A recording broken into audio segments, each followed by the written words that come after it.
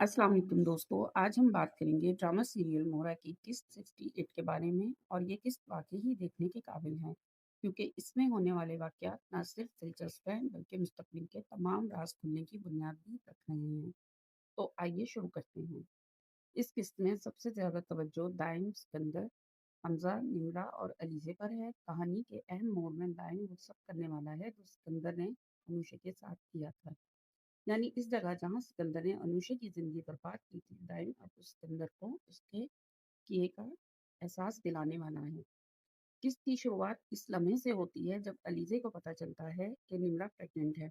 अलीज़े फ़ौरन हमज़ा से कहती है, हमज़ा कुछ भी करके दाइम का पता लगाओ, मालूम करो वो कहाँ है।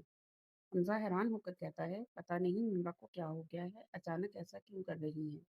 अलीज़े उसे समझाते हुए कहती है, हमज़ा तुम नहीं समझोगे, मोहब्बत में ऐसा ही होता है।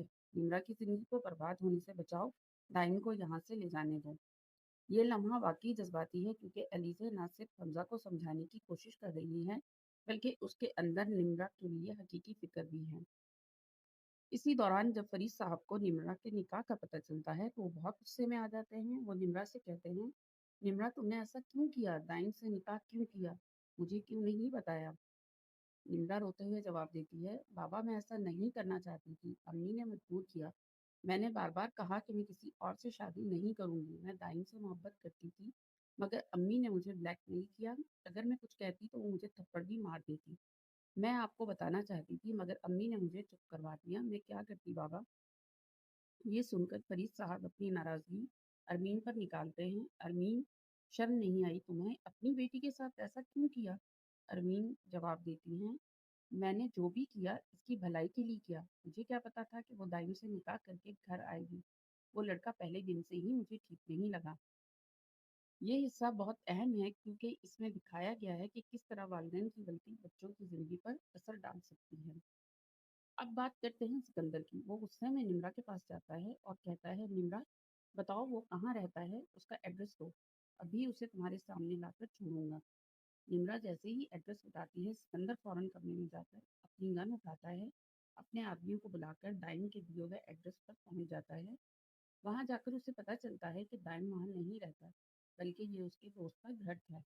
सिकंदर बिलाखिर दाइम का असली फ्लैट मालूम कर लेता है और अपनी फैमिली के साथ वहां पहुंचता है।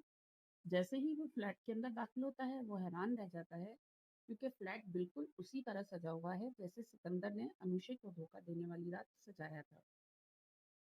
दाइम अंदर खड़ा मुस्कुरा रहा होता है और कहता है, आइए आइए सिकंदर साहब, खुश आमदीद, आपका इंतज़ार था। थोड़ा जल्दी आ गए, अभी सजावट मुकम्मल नहीं हुई। सिकंदर और उसके घर वाले हैरान रह जाते हैं। दाइम आगे बढ़कर कहता है, याद है ना ये जगह, ये यही वो फ्लैट था जहाँ आपने एक लड़की की जिंदगी तबाह की थी। वो लड़की याद होगी, अनुशे। सिकंदर घबरा कर कहता है, ये क्या बकवास कर रहे हो? दाइम जवाब देता है, शायद आप लोगों को पता नहीं, सिकंदर ने इसी जगह एक लड़की से शादी की। जब वो प्रेग्नेंट हुई, वो इसके सामने हाथ जोड़ती रही कि मुझे मत छोड़ो, लेकिन इसने उसे तलाक दे दी। उसकी माँ सदमे में मर गई और वो लड़की अनुशे अपनी माँ को तड़पता देखकर खुद भी दुनिया छोड़ गई।